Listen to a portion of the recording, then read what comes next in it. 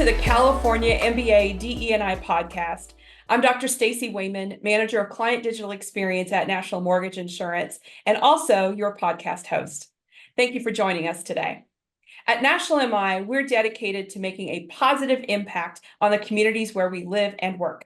We bring innovative mortgage insurance solutions to the market, helping more people have access to sustainable homeownership and preserve their American dream.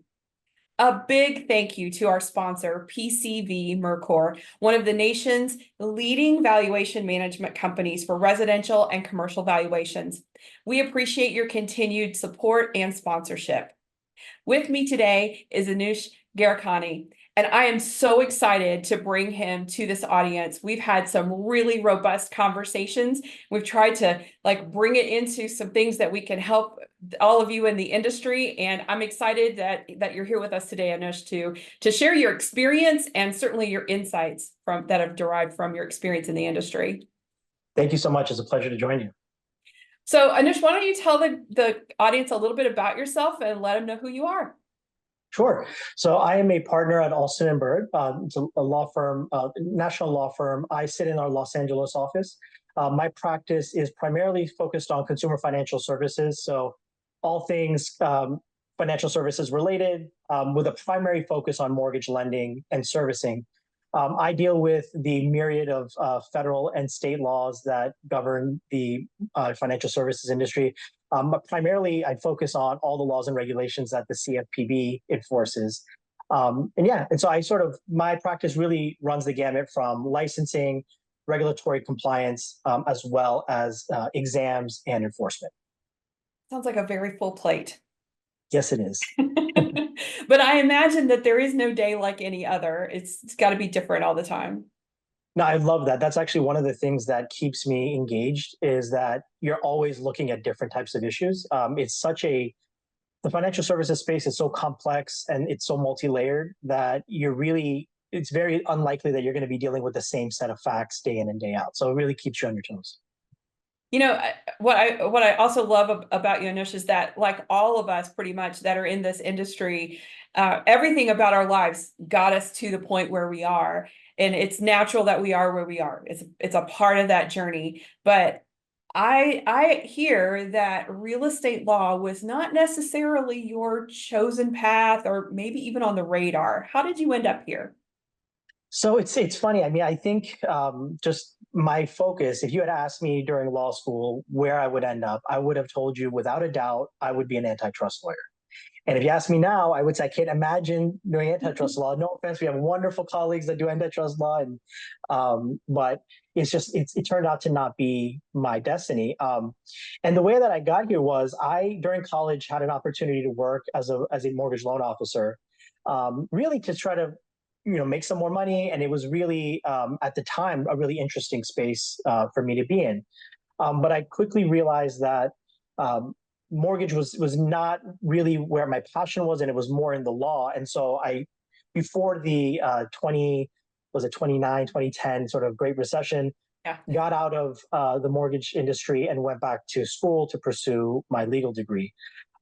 And during law school is when I sort of fell in love with, I was introduced to and fell in love with antitrust law. So I had a wonderful professor in law school who taught antitrust law, and worked closely with him as an intern, and also did some externships related to antitrust. So if you had asked me, I was dead set on antitrust law, and that was where I was going to be.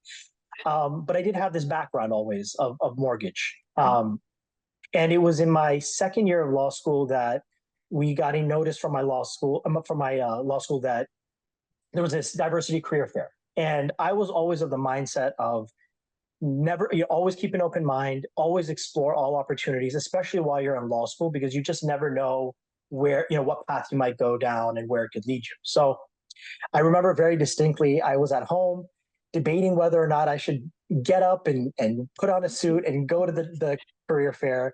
And I said, you know what, you're going to regret it. Make sure you leave no stone unturned. So I got together all my copies of my resumes, and put on my suit and went to the diversity career fair. And it was there when I was talking to a bunch of different law firms that I came across the law firm I ended up starting my career at, and had in retrospect, a rather, sort of embarrassing, great conversation, but in a little bit of an embarrassing moment where I said, well, what are you interested in practicing? And I said, well, I would love to practice antitrust law. And they said, well, we don't do antitrust work at the firm. However, we do a lot of mortgage related, legal, regulatory and compliance work. And it looks like you have some good experience on your resume. I said, look, I'm open to whatever opportunities there are. It's not that I'm closing any doors. So by all means, I would be interested to learn more. So it turns out that I think it was a month or two later, I get a phone call saying, we'd like to bring you in for an interview. I go in, learn about the practice, that really learned about what the consumer financial services space is all about. And especially as it relates to mortgage lending and servicing. And really, it was at that point I was like, wow, I never had really even considered the possibility of going down this path. Mm-hmm. Sort of an aside, though, I will say, it wasn't completely out of the blue that I sort of ended up in this space. I mean, I did at the same time as I was doing an externship for the American Antitrust Institute during the summer of my Sec 2L year. Mm-hmm. I was concurrently doing an externship at the Federal Trade Commission in their division of financial services. So I sort of, and it was not intentional, but I guess it was all fortuitous that while I was pursuing this path of antitrust law, I was always sort of maybe subconsciously keeping this sort of separate path of financial services open. So needless to say, after all discussing with the firm, I sort of fell in love with, what they were doing and the opportunities that were there. And, ultimately got an offer and accepted. And, as they say, the rest is history. It's an awesome story, and certainly underscores what many of us, if we sat back and really looked at how we ended up where we are in this industry or wherever we are in this world, we realize that our path has taken us to this destiny. And thank goodness that fear of missing out ran strong with you, my friend, and you put on that suit and went to the diversity fair. Lucky for all of us. That's fantastic. And to have such a great result, there are huge opportunities when you think about the way that organizations with our industry can partner outside of our organization to do the things we need to do to attract those diverse clients and really reflect the communities that we serve. And I know your firm does some very intentional things in the DE&I space, and I'd love for you to share some of those things that you guys are doing that really, as we've discussed, are really replicable across the industry for other organizations. It's not just a law firm thing. Absolutely. I mean, I think at our firm, we've been engaged in diversity and inclusion for decades now, but we really, in the last few years especially, made a concerted effort to focus on diversity efforts and make sure that we are that our firm is reflective of the various communities that we serve. Mm-hmm. And so, to provide leadership structure and accountability for these efforts, the firm has put together sort of formal diversity committee structure. And in addition to a bunch of different diversity programs and initiatives that I'll talk about in a little bit, we like to sort of incorporate senior partners, firm leaders, professional staff, all the way down. So everyone in the firm is really integrated and involved in our diversity efforts, which I think really lends itself to some of the success that I think we've had and that we're continuing to look forward to.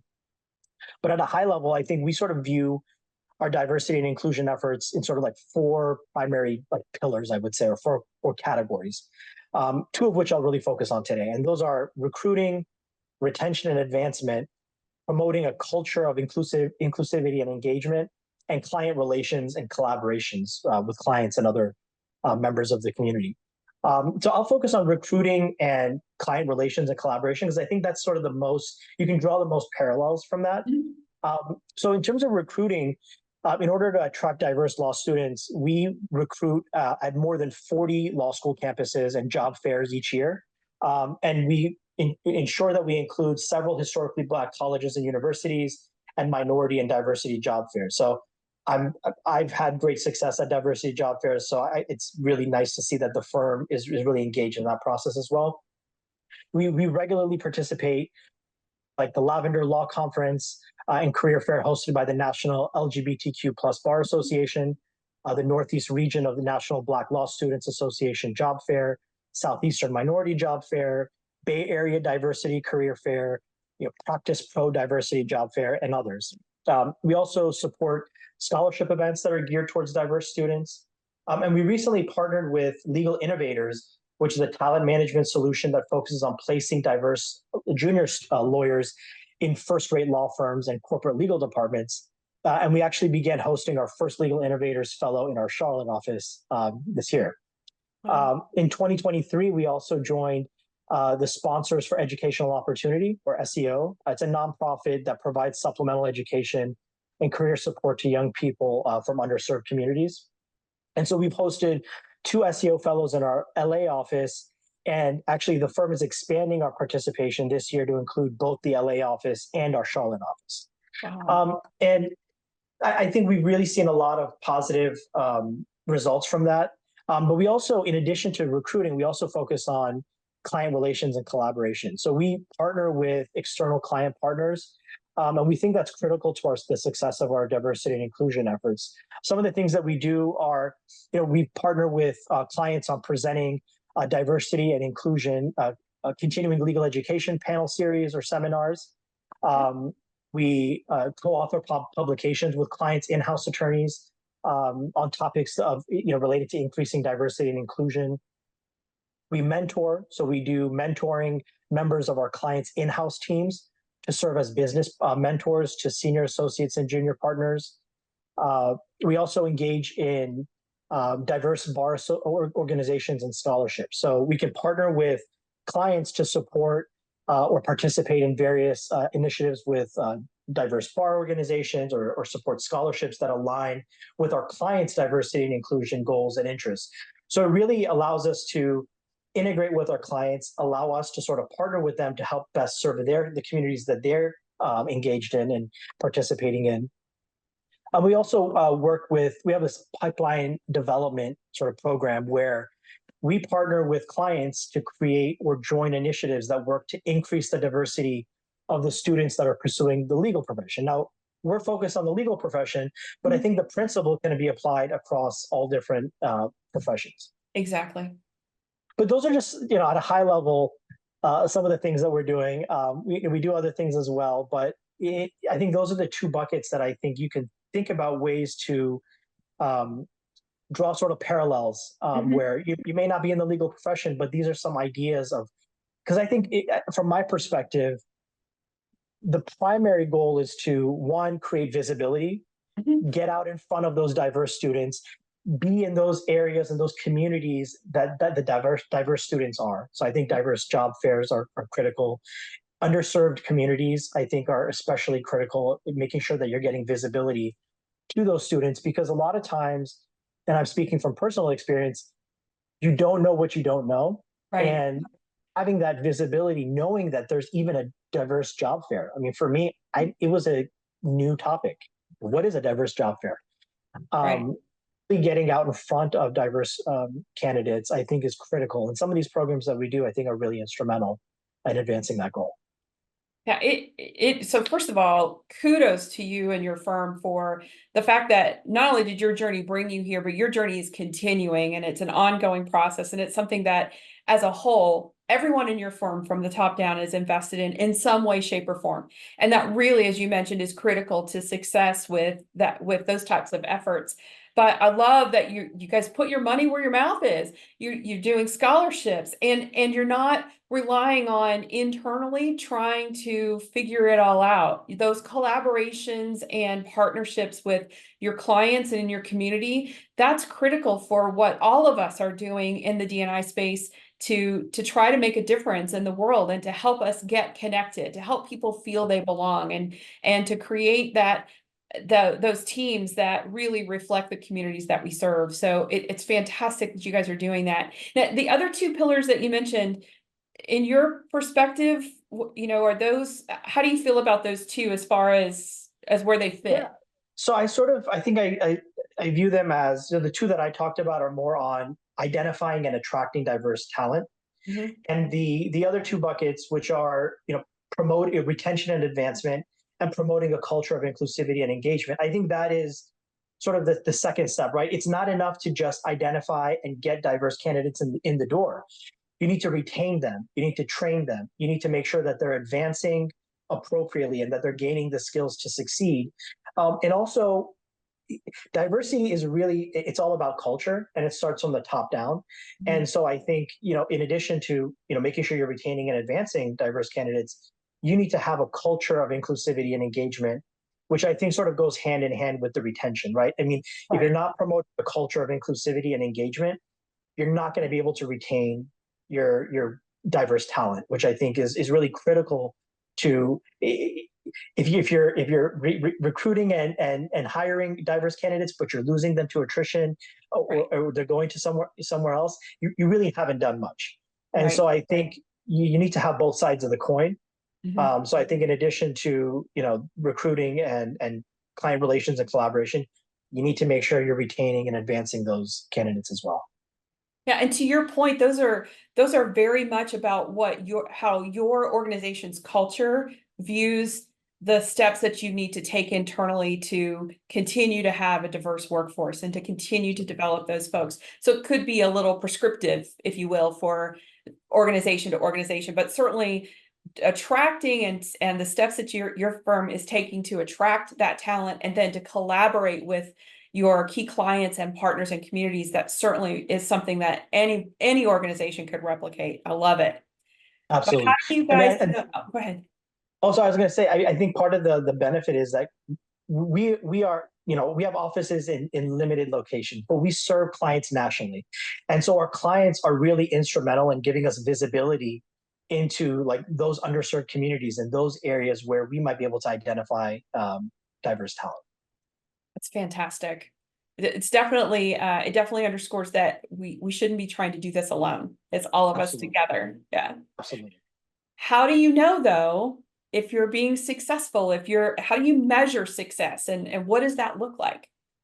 Right. I mean, I think part of it is, some things are measurable, some things are not. I mean, I think from our perspective, things we have been able to measure are that all those efforts that I just spoke about a few minutes ago have really led to an increase in diversity in our entry-level lateral hiring. And so when you look at some of the numbers, I think they speak for themselves, with the caveat that you're never really done, right? This is an iterative, ongoing process.